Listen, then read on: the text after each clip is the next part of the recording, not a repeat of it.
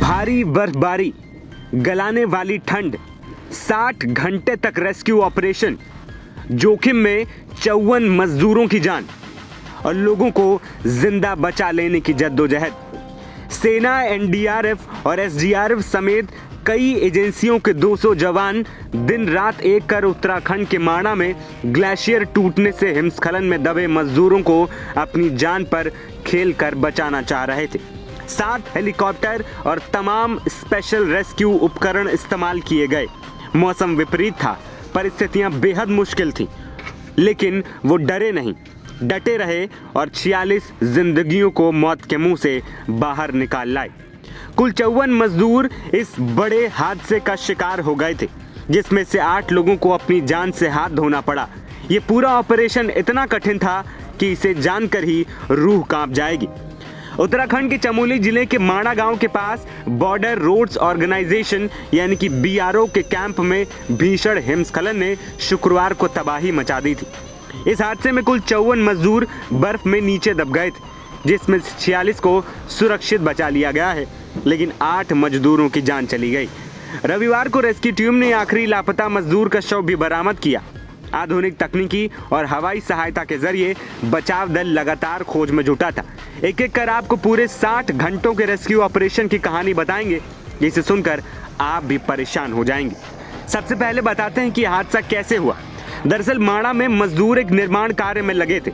उसी समय अचानक ऊपर से ग्लेशियर का पहाड़ उन पर टूट पड़ा और इससे कई मजदूर नीचे ही दब गए। सेना की ओर से जैसे ही जानकारी मिली, तुरंत ऑपरेशन शुरू किया गया।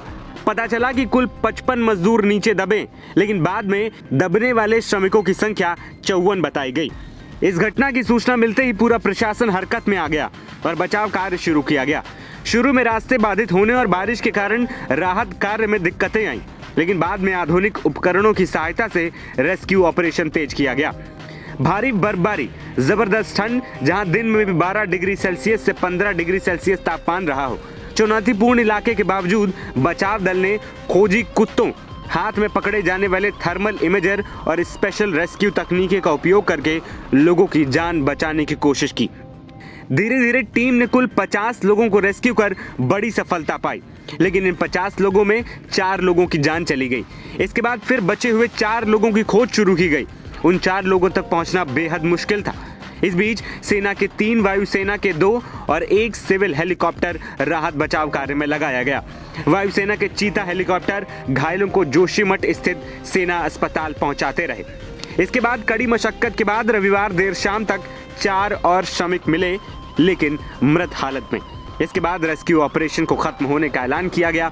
इस ऑपरेशन पर जानकारी देते हुए इंडियन आर्मी के बड़े अफसर ने क्या कुछ कहा, आइए आपको सुनाते हैं।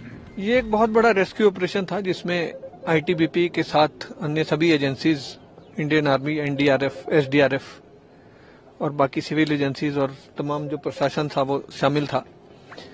और 3 दिन के सघन अभियान के बाद जो ये ऑपरेशन पूरा किया गया है सभी एजेंसीज के द्वारा,